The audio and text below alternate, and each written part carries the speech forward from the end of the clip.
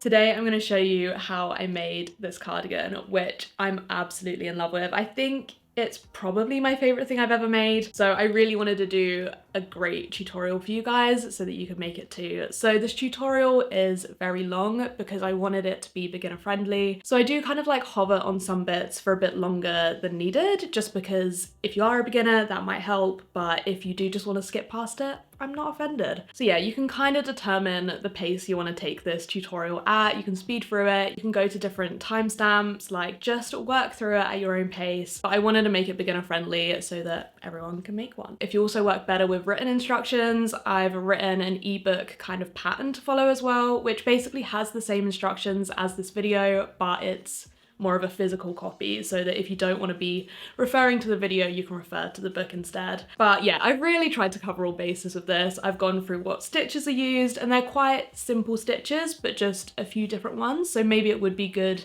as a fairly beginner project to get used to doing different stitches. But again, it's also a great project to do if you're very comfortable crocheting and it's just a nice one to have on the go. But yeah, I've gone through the yarn used, but you can change that up. I've gone through what hook I used, but you can change that up. I've gone through the sizing and how to make it for your size, or just how to make it for a custom size.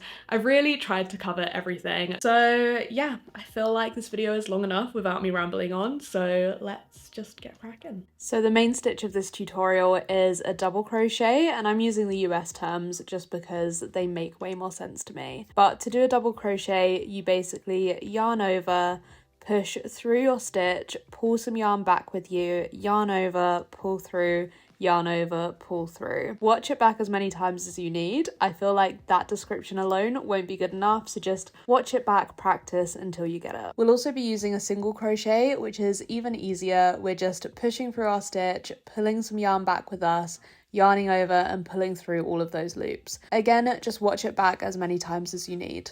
The yarn I chose to use for this project was the Hobbii Diablo yarn. I got 6 balls of the hot pink and 8 balls of the magenta because I wanted to use the magenta for all the trimmings as well, so I just needed slightly more. And then with this yarn, I decided to use a 4.5mm hook. I could have potentially gone for a 4 instead, but one or the other would be totally fine. So in the ebook, I go over how to do a gauge swatch and how to use this to determine your measurements, but I'm going to keep it real simple for the video and show you what I did to determine the length of my chain, which was chain as many as I thought I needed and then hold it up to my shoulders and see if it matches the measurement across my shoulders.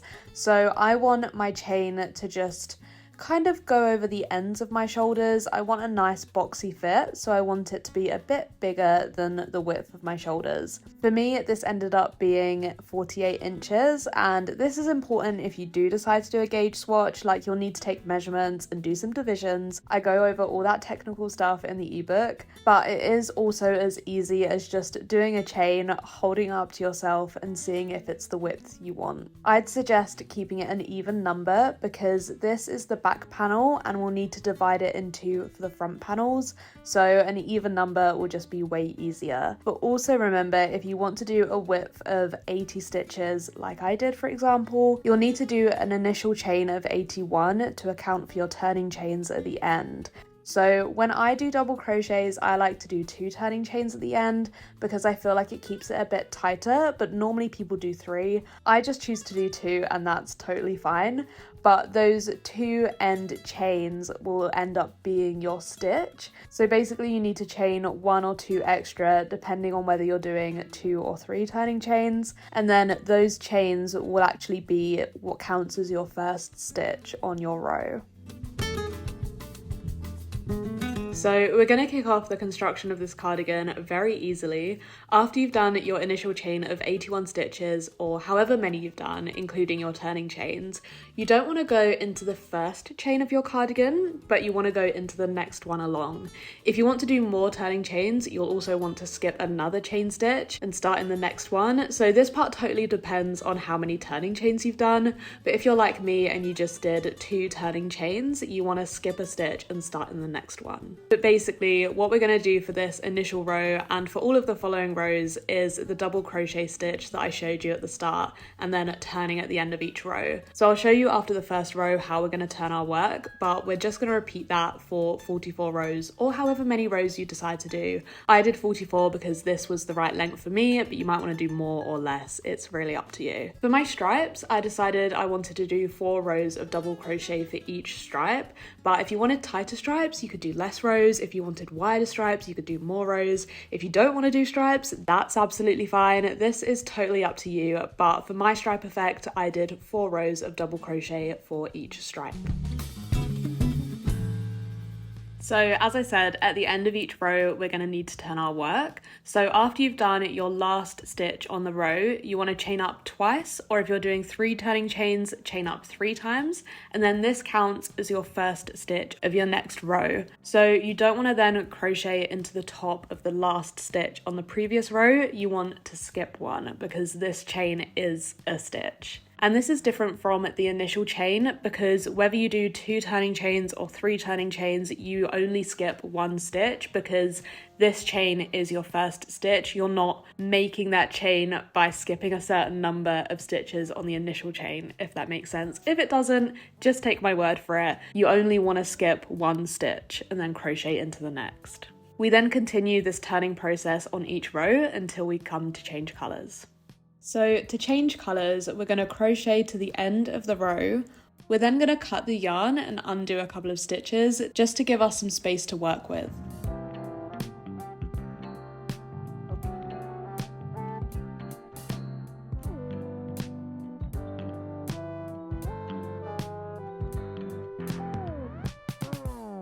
We're then going to do a magic knot to attach our new colour. You might want to look up a full tutorial for this because it's quite hard to show this yarn, but basically we want to take one of the pieces of yarn and tie a knot around the other piece of yarn, and then repeat this process with the other piece of yarn. Once these 2 knots are tied, so you've tied basically a knot from each yarn around the other yarn, you then want to pull these knots together. You can then trim the excess if you'd like, but I'm not really bothering with this one because we'll be stitching around these areas again later, so we can sort it out then or kind of cover it up when we do this anyway. You also don't want too much excess, at least with the original colour, because we measured exactly where we wanted the colour change to be. Once we've done the knot, we then need to redo the stitches we undid and then chain up twice and start our new row. The chain stitches should be in the new colour, and again this will act as the first stitch of the row. We then just continue this exact process, changing the colour every 4 rows or however many rows you decide until we've completed the whole of the back panel. As I said earlier, I decided this to be 44 rows, but you can do less rows if you want it to be shorter or more rows if you want it to be longer. We will be adding some ribbing to the bottom at the end, so this will also add some length, so just keep this in mind.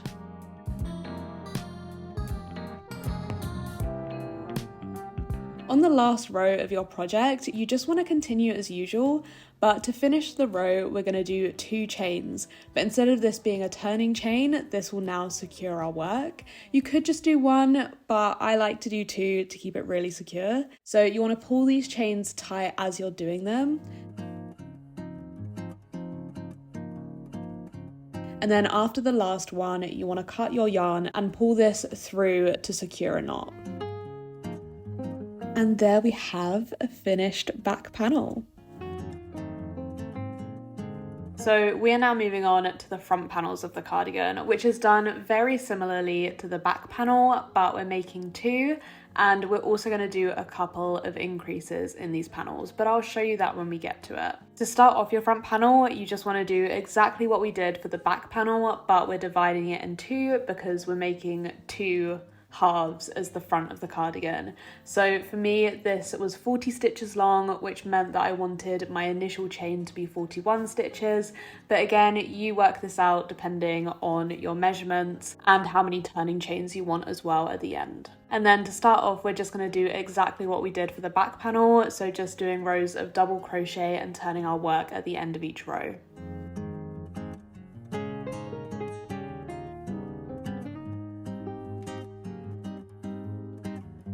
So once we get to the second block of hot pink, or whatever colour you've done for your second block, or just this kind of area of the cardigan, we're going to do some increases. And this is just to add a little bit of shape, but also to make it a bit wider. You definitely don't have to do these increases. You could make your front panels bigger to start off with. So for me, I decided to do these increases on the second block of hot pink and then also the third block of hot pink. These were just good placeholders for me to remember. You definitely don't have to do it in these places or at all, as I said. So in the third row of the block, I decided to do 5 increases across the whole row. I just spread these out fairly evenly. I didn't do like 2 stitches, then an increase, then this number, then an increase. I just kind of spaced it out fairly evenly in my head. And to do an increase, we're basically just doing 2 stitches into the same hole. So instead of doing 1 stitch in each hole, we're just going to do 2 into the same one. It's as easy as that. But yeah, as I said, don't do this if you don't want to, but I just feel like it adds a little bit of shaping.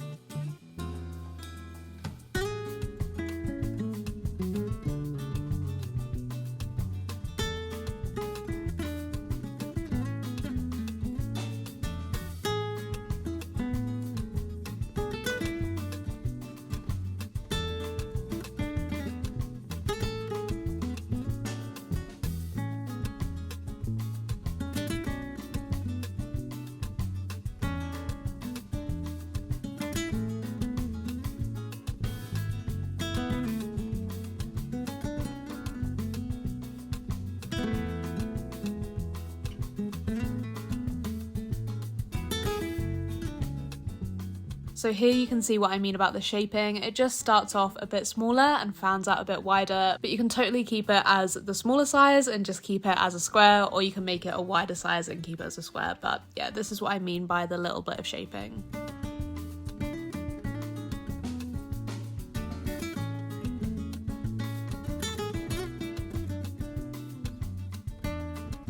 And then we're going to finish off this panel the same way that we finished off the back panel, which is by doing your last line of stitching and then a couple of chains at the end to secure it, cutting the yarn and then pulling that through to make a knot. And then unlike the back panel, we do actually need 2 front panels, so you need to repeat this whole process again. So now that we have all of the panels, we can start with the assembly process. So we are going to build the rest of the cardigan onto this, but we need this kind of waistcoat looking piece to work off of. So we're going to slip stitch the shoulders together, and then once we've done that on each side, we'll move on to slip stitching the sides together just under the armpits. Now, the length that you decide to slip stitch across the shoulder will determine how close your neckline is. So I feel like the best way to measure this is by slip stitching a bit and putting it on to check. But to give you a rough measurement, I slip stitched about halfway across the front panel, maybe a bit more than halfway. So to actually do the slip stitches, we're basically attaching our yarn onto our work by doing a stitch. And then we're pushing through one side of the panel and then through the other panel, pulling the yarn back through both sides and then pulling that through the loop on our hook. We're just going to continue that process until we've slip stitched the length we want it to be. Basically, the further you slip stitch across, the closer the neckline will be, and the less you do it, the wider it'll be. So this is kind of personal preference, but as a rough guide, maybe go halfway across the front panel, maybe a little bit further.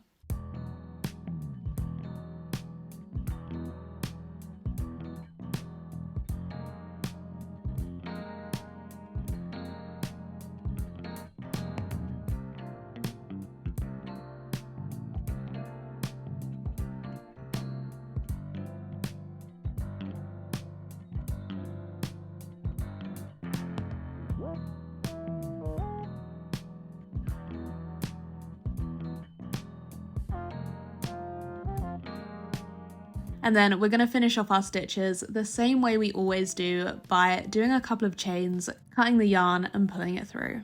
Once you've slip stitched one shoulder together, you then want to repeat the exact same process on the other shoulder. So it would be a great idea to keep track of how many slip stitches you needed to do, or to take this measurement and then match up your other shoulder to be the same. So track it whatever way you want, but just make sure your slip stitches for each shoulder match up in terms of length stitched. Then once you've done the shoulders, we're going to move on to slip stitching the sides. And this is pretty much the same, but instead of slip stitching into the top of the stitches, you're kind of slip stitching into the side of the stitches.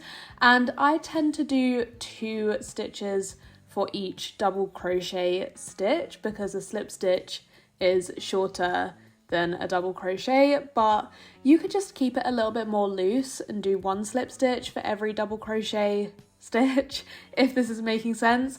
Basically, you just want to slip stitch up the side, but you don't want your sides to end up pinching, so just try and keep these a little bit looser than your shoulder slip stitches. And I decided to slip stitch up until the end of the second block of hot pink, but this is totally optional. I wanted quite big balloony sleeves, but if you wanted a tighter sleeve, you would simply just slip stitch further up so that your armhole is a lot smaller to begin with. So this is really up to you and how big and puffy you want your sleeves. So for me, this ended up being 16 rows up. So you might notice that all of my stitching joining my panels together is on the outside, but that's because we're working with the project inside out. If you have a preference for which side of your project faces outwards when it's finished, then make sure you're doing all of this stitching with it facing the wrong way round. So we're going to keep our project inside out for the time being because I find that really helps when changing colours and keeping your magic knots on the inside. I just find it easier to weave in the ends at the end. So making the arms is really easy. We're just going to start by attaching our yarn back onto the work. I do this by making a slip stitch onto my hook, and then I kind of just do a stitch onto the project and chain up once. And then I simply just started double crocheting around the armhole that I have. If you prefer to work in panels, you could crochet this as a flat panel and then slip stitch it all together at the end, but I just find it's way easier to work in the round here and just start crocheting my arm straight onto the project. I also decided to start my arm with my darker colour, but you could start it with the lighter colour if you want, or like whatever yarn you have the most of hanging about, you could just do that. But just for the look of it, I decided to start with my darker colour. I think that worked best for me because I did all of my trimming in the darker colour as well. But yeah, it's totally up to you. So once we've double crocheted all the way around our armhole, we just want to slip stitch into the first stitch and then chain up twice, turn our work and carry on working in the round. So we're going to do that at the end of every single row, except for the rows where we change our colour, where we're just going to do a magic knot how we did when we were doing our panels. The only other thing really to mention about the arms is that for every row I did 1 decrease. That's because I wanted the arms to have a slight tapered effect, but I really didn't want it to be too dramatic. So every row I just did a decrease somewhere on the row, and I didn't show me doing any decreases, so I'm just going to show you on this separate piece how to do a decrease. You basically do 2 stitches in one. So to do a decrease, you basically do your double crochet stitch almost like normal. So you pull some yarn back through of you, but instead of finishing off the stitch, you yarn over again, push your hook through your next stitch, pull some more yarn through, yarn over, pull through all of those loops, then yarn over again and finish the stitch. And now you've kind of combined 2 stitches into one, so your stitch count will just get 1 less every row you go round. But yeah, the arms are basically as easy as joining your yarn back onto your work, doing your double crochets around the armhole, and then working in the round and building them out. We're doing the same 4 stitches of each colour, so we're keeping the pattern the same. The only thing that's different is that we're doing a decrease every round, but you also don't have to do this. I guess what's also different is we're not working flat anymore, we're working in the round, so every time you finish a row, you slip stitch into the first stitch, then you chain up a couple of times and continue back the other way. I decided to do both arms at once just because I sometimes find when I've done one arm of a project, I don't have loads of motivation to do the other, but if I'm working on them both at the same time, I have to complete them at the same time. So the length you do your sleeves is totally up to you and how long your arms are basically, but remember we're going to do some ribbing at the end of them. You can see here that I've already done one of the cuffs just because I wanted to check how it's going to look. So just remember to account for this ribbing when you're doing the length of your sleeves. I did my ribbing quite chunky because I wanted to roll it back, but you might want to do slightly shorter ribbing. So just before we move on to the ribbing, I'm going to show you how I finish off the arms, but it is basically exactly the same as finishing off the panels, but because we're working in the round, we want to slip stitch into our first stitch after we've done our last stitch, and then do our 2 chains up like we usually do, cut our yarn and pull it through to secure the knot. So it is basically the same. I just wanted to go over it again now that we're doing it in the round. It is worth saying that you don't have to do any of these finishing touches, but I do think that's what makes the cardigan look way more finished. So we're going to start with the wrist ribbing, and to start this off we just want to attach our yarn back onto our project. We're just doing this in the same way as always, so we're making a slip knot, putting our hook into it, and then attaching this onto our project. So I'm pushing through a stitch, or trying. I'm pushing through a stitch, pulling some yarn back, yarning over, and pulling that through the loops on my hook. I'm just going to carry on doing that all the way around. So we're basically doing a line of single crochet around the end of the armhole. This is basically so that the ribbing attaches on neater. You definitely don't have to do this line of single crochet, but I just find it makes it look way better. But you can totally skip this and just go straight onto the ribbing if you don't want to do it. Or if you're doing your ribbing in the same colour as the end of your sleeve. Like, I think this looks neater when you're changing back to your other colour, but if you're keeping the same colour, you don't really have to do this line of single crochet.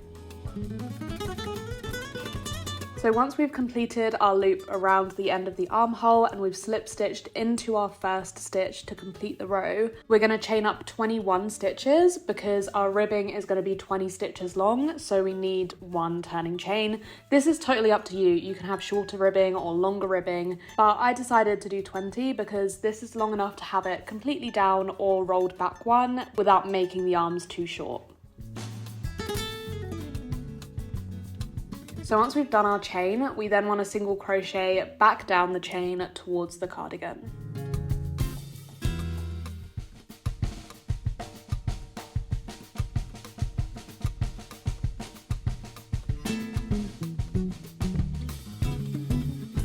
So once we've reached the end or start of our chain, we then want to slip stitch into the cardigan. So that row of single crochet we did, we're going to be slip stitching into that. So you basically want to push your hook through, pull some yarn back, and pull that through the loop on your hook. We then want to do 3 or 4 slip stitches along our line of single crochet before we then do a chain up to turn our work and continue our ribbing. This is to kind of cinch in the end of the sleeve with the cuff. So we've chained and turned our work, and now we're going to work our way back up the ribbing. But this time, instead of doing a normal single crochet, we're doing the same single crochet but through the back loop only. So you can see I'm not going through both sides of the V of the stitch, I'm only going through the back one. And this is going to be the same for every row going forward, except for the top stitch of every row. So once we get to the top stitch, I go through both sides and then do a chain and turn my work. I just feel like this keeps it way neater. And that means when I turn my work, I'm then going through both sides of the stitch on the way back down on the first one, and then going through the back loop on all of the others. And then we're just going to repeat this process until we've worked our way all the way around the cuff. I'll leave it playing for a little longer, just so you can see the process more clearly.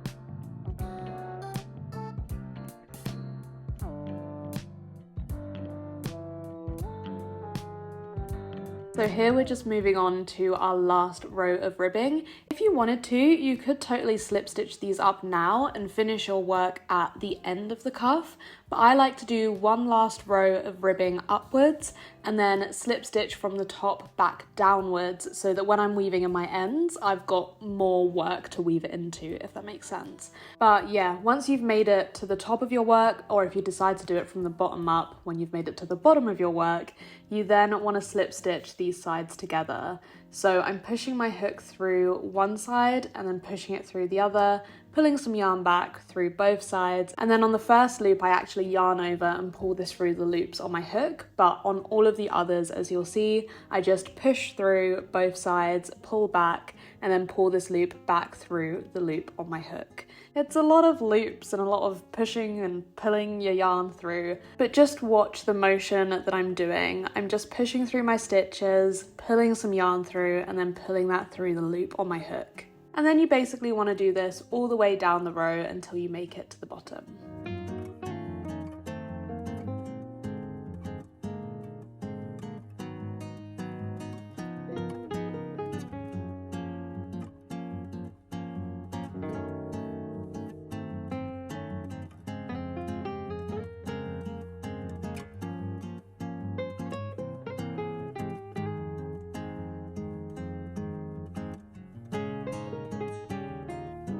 Once you've made it to the bottom, we're just going to secure our yarn, and we're going to do this in the same way that we always do, by chaining a couple of times, cutting our yarn and pulling it through to create a knot. Once you finish this one, you'll then need to repeat the exact same process on the other arm. Okay, so next I wanted to move on to doing the front details because I wanted these to sit kind of under the neck details, so I needed to do the front ones before I then did the neck. The front panels are actually super easy. We're just going to do single crochets down the length of the panels. We're going to start with the side that has the buttonholes in so that I can show you how to do the buttonholes, but the other side is even easier because you don't do any buttonholes. You just do a little panel of single crochet. But basically for the front panels, we're going into the end stitch of each row and doing a single crochet into it. Sometimes I did two because I didn't want to bunch up the front too much, and because we're doing a single crochet into a double crochet, it could kind of tighten it a little bit. So I kind of alternated between doing one single crochet and a couple of single crochets. Just do what feels right.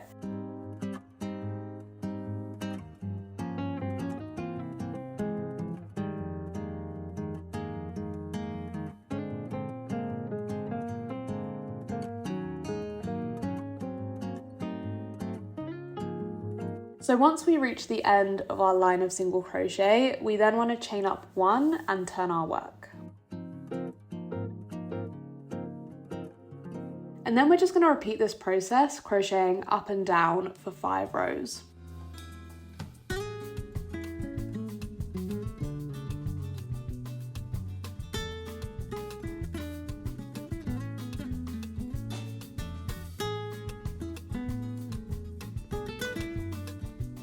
Once we get to our 5th row, we want to work out where our buttonholes need to go and how big our buttons are. So I just picked these buttons up from Amazon, which are pretty big, so I needed to make sure my holes would be big enough to fit these buttons through. So to make our buttonholes, we basically want to crochet up to the point of the start of the buttonhole.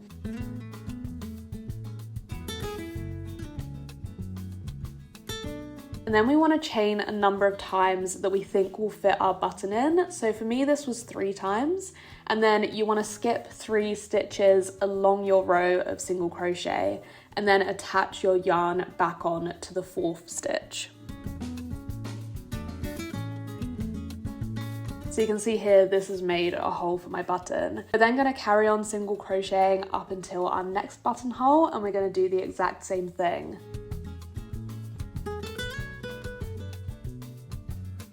We then just want to repeat this all the way up the row for all of our buttonholes. You can have as many or as little buttons on your cardigan as you want, it's really your choice. I just decided to do a button for every hot pink row.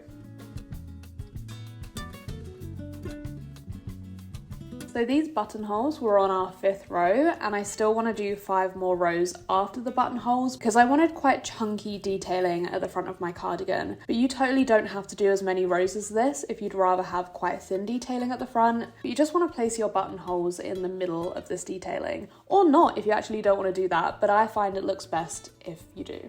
So we're going to carry on single crocheting as usual, and then when we get to our buttonholes, we then just want to make sure we're doing 3 single crochets into this gap because we did 3 chains. So you want to make sure you're basically doing the number of single crochets of your chains. You could even single crochet into the chains. I decide not to because it's just quicker to not. But you can totally single crochet into your chains and that'll actually make sure that you don't skip any. But yeah, this isn't necessary. You can just do the number of single crochets into the gap. Just make sure it matches the number of chains you did. And then we just want to repeat this all the way up the row before we then start our next row, which will be so easy because it's just a row of single crochet, no holes to fill, no nothing, just plain simple single crochet.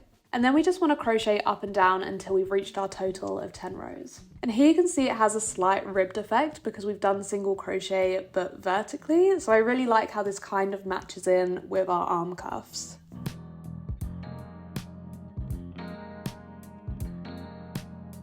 And then you just need to repeat this process on the other front panel, but it's even easier because you don't need to do the buttonholes. So you're just doing 10 rows of single crochet. Next, we're going to move on to our neck ribbing, and this is done in a very similar way to our arm ribbing, where we do a line of single crochet first before doing the ribbing. And the whole process is very similar to that, but there are a couple of things to note. So we're going to attach our yarn and start our single line of crochet on the side of our front panel that doesn't have the buttonholes. This is because I want to have a buttonhole in my neck ribbing and I want to do this first. So I need to start the single crochet line on the other side so that I'm actually starting the ribbing on the side of my buttonholes. You don't have to do this, but I just wanted to do this side first so that I didn't forget to put my buttonhole in. So like with the arm cuffs, we're just doing a single crochet all the way around the open neckline.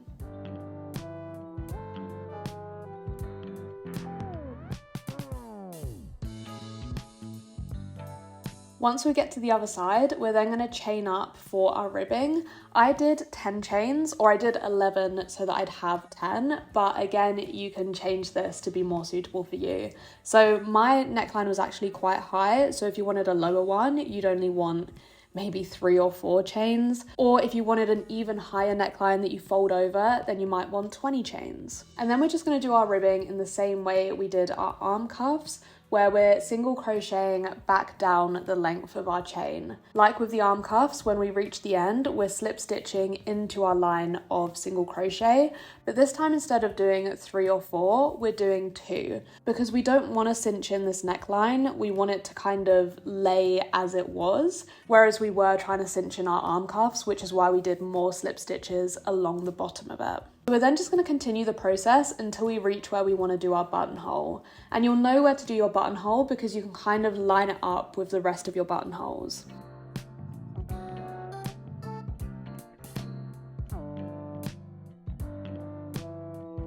And we're making this buttonhole in the exact same way as we did our other buttonholes. So we're just carrying on our stitching as usual until we reach where we want to do our buttonhole.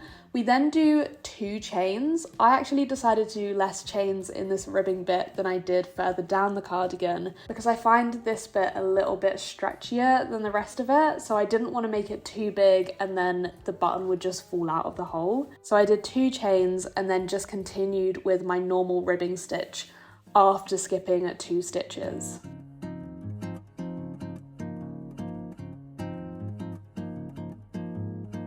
We then just finish off this line of stitching, do our 2 slip stitches into the base, chain up and turn our work. And then we're just going to carry on like usual. When we reach the buttonhole gap, we just do 2 single crochets into it like we did further down the cardigan. We don't have to worry about the ribbing so much on the buttonhole because it's just 2 stitches, and we'll continue ribbing into this stitch in all of the following rows.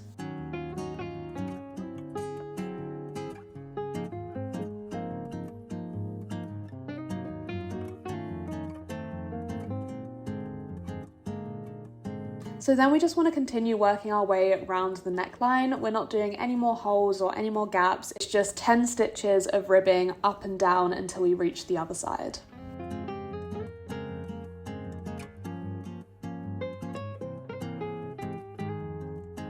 So once I'd finished my ribbing around all the neckline, I actually wanted to finish my line at the top because I then wanted to do a line of single crochet around the top of the neckline just to make sure everything was really neat looking. You definitely don't have to do this. This is totally optional and barely makes a difference, but I just like it and I feel like it gives it that little bit more neatness. So to do this, we're just pushing through the top of each line of ribbing and doing a single crochet. So you're pushing through, pulling some yarn back, yarning over and pulling that through the 2 loops on your hook. And we're just going to continue that round back to the other side.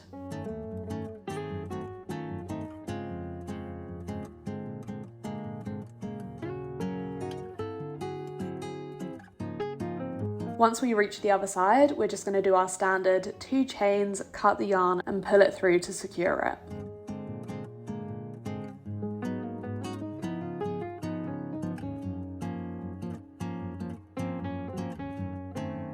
So we are so almost done with this cardigan now, and you could totally leave it here, but I just want to do some ribbing around the bottom as well, just to match all of the finishing touches. This ribbing is probably the easiest ribbing because we're not thinking about any buttonholes, we're not thinking about any cinching, we're just doing a really standard rib at the bottom. So we're going to go around and do our line of single crochet first. I actually really didn't need to do this because I'm doing my ribbing onto the colour that's already there, but I guess I did it for consistency.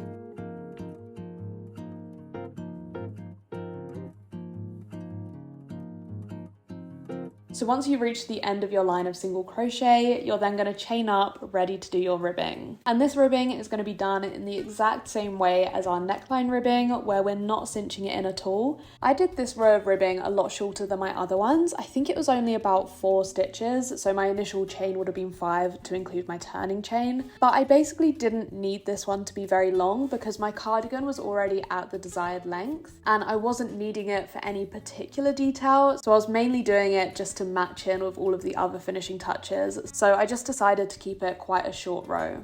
But we're basically just crocheting up and down doing our ribbing. We're only doing 2 slip stitches into the base of the cardigan because we're not trying to cinch it in like the arm cuffs. We're just repeating that all the way around the bottom of the cardigan. And then as always, when we reach the end of our ribbing, we're going to do 2 chains, cut the yarn and pull it through to secure it. So our almost final step is to sew on our buttons. And if you've been working on your project inside out like I had, this is when you want to turn it the right way round so you can sew your buttons onto the right side of your project. I probably don't sew my buttons on in the right way, but I basically just position them where I want them. You just want to match them up to where your buttonholes are on the other side. And then I just grabbed some thread that matched and sewed on my buttons. So I just looped it through as many times as I could be bothered to, really. I really wanted to make them quite strong, so I did go through quite a lot of times, but it does get a little bit tedious, so I just did it as many times as I could be bothered to, really. And then once you've sewn on your buttons, you then want to go back and weave in all your loose ends over your project.